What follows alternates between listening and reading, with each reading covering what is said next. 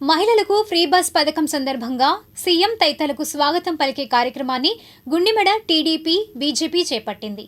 వివరాలు వీక్షిద్దాం.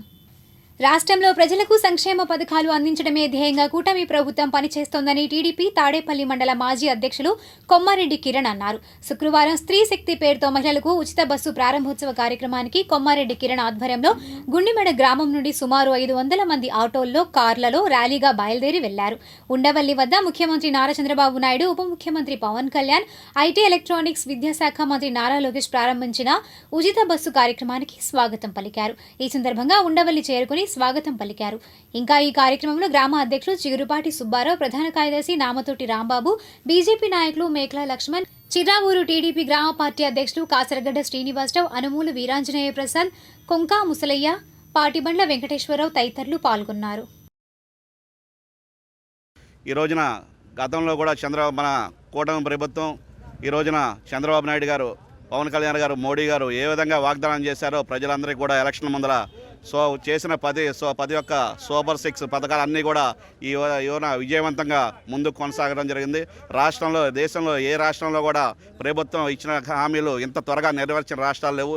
ఈ రోజున పైన మోడీ గారు, చంద్రబాబు నాయుడు గారి ఆధ్వర్యంలో, పవన్ కళ్యాణ్ గారు సహాయ సహకారాలతో ఈ రోజున రాష్ట్రంలో మొత్తం కూడా పథకాలు ఏ విధమైన హామీలు ఇచ్చామో అవన్నీ కూడా ముందడుగు వేయడం జరిగింది. గత ఆగస్టు 15 చూసినట్లయితే మన అందరూ కూడా పేదలందరికీ పట్టెడు అన్నం పెట్టే అన్న క్యాంటీన్లు తెరవడం జరిగింది.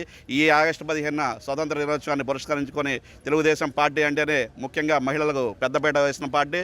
మహిళలందరూ కూడా అపూర్వమైన మద్దతు చంద్రబాబు నాయుడు గారి మీద నమ్మకంతో, విశ్వాసంతో ఓట్లు వేసి గెలిపించడం జరిగింది. అదే నమ్మకం ఏదైతే ప్రజలు ఉంచారో, ముఖ్యంగా మహిళలు ఉంచారో దాన్ని నిలబడే దిశగా ఈ ఆగస్టు 15 పురస్కరించుకొని స్వతంత్ర దినోత్సవాన్ని ఈ రోజున మహిళలకు ఉచిత బస్సు సౌకర్యాన్ని ఈ రోజున కూటమి ప్రభుత్వం ప్రవేశపెట్టి ఈరోజు మధ్యాహ్నం ఉండవల్లి గ్రామం నుంచి కూటమి నాయకులందరూ కూడా ముందుకు కొనసాగించడం జరుగుతుంది. అందులో భాగంగా ఈ రోజున పెద్ద ఎత్తున గుండెమెడ గ్రామం నుంచి ప్రజానీకం చంద్రబాబు నాయుడు గారికి, కూటమి ప్రభుత్వానికి మద్దతుగా మహిళలు, ముఖ్యంగా మహిళలందరూ కూడా ఇక్కడ తరలిరావడం చాలా సంతోషకరం.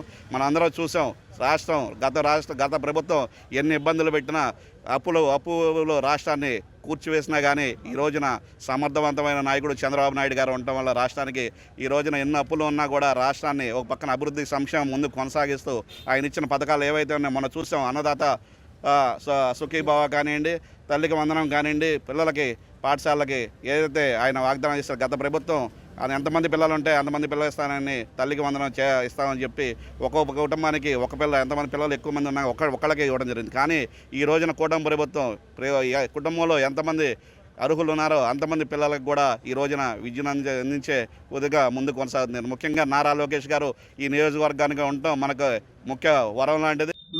మన తాడేపల్లి మండలం ఉండవల్లి గ్రామం నుంచి ఉచిత బస్సు ప్రయాణ యాత్ర మొదలవుతున్న సందర్భంగా